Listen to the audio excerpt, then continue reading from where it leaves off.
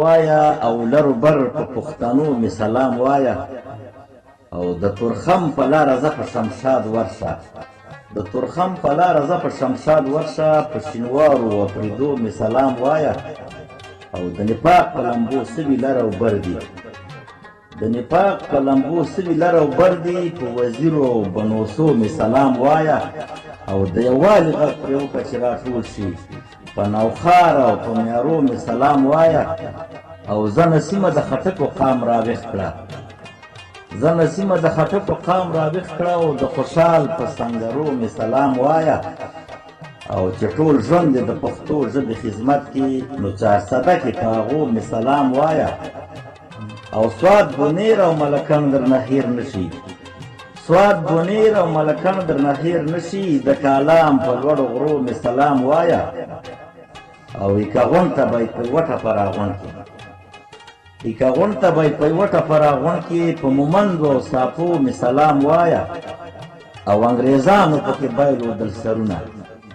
انګریزانو پکې بایلودل سرونه په خاپخه ولمزو می سلام وایا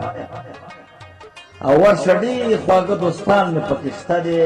په لکړو او قندارو مې سلام وایا او مرزاده ولي روضه د دانشګل کې مرزاده ولي روضه د دانشګل کې خو په حاجي صاحب ترنګزو مې سلام وایا او د انبار په طرف زه چې ایثار نه شي شیخ سمیل کې په مورچو مې سلام وایا او ناوګۍ ښکلي بازار کې د مګیر شه ناوګۍ ښکلي بازار کې د مګیر شه بس په غونډو باجوړو مې سلام وایا او په شمشا او بریدمنۍ باندې ور واوړه پوډاخیل دي په بایزو مې سلام وایا او د ملک پزلمانانو ته پوښتنه د ملک پزلمانانو کړه پوښتنه هم د سیال صاحب په لمسو مې سلام وایا او تاتره باندې راکې وزه شلمان ته تاتره باندې راکې وزه شلمان ته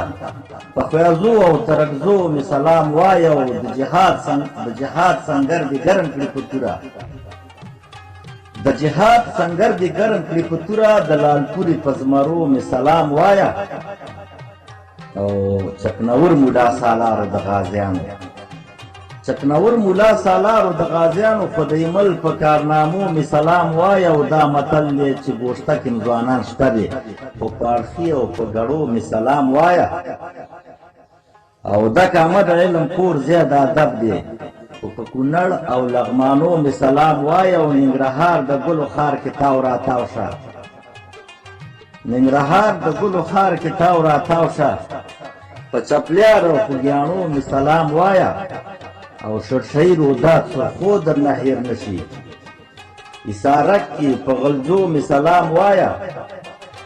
او دې بالا او کور کې خپلې منظرې شته دې بالا او کور کې خپلې منظرې شته او چاردهی او په مارکو مې سلام وایا او چې وزیر محمد ګل خان یې زیږولې چې وزیر محمد ګل خان یې زیږولې ګولۍ او په سیاچو مې سلام وایا او ارزانه او باسول کې به ودرېږي د ګردي غوث په جنډو مې سلام وایا او د ډکې کلي لرالې نورې پرېږده لارپوروال وایي په سړو مې سلام وایا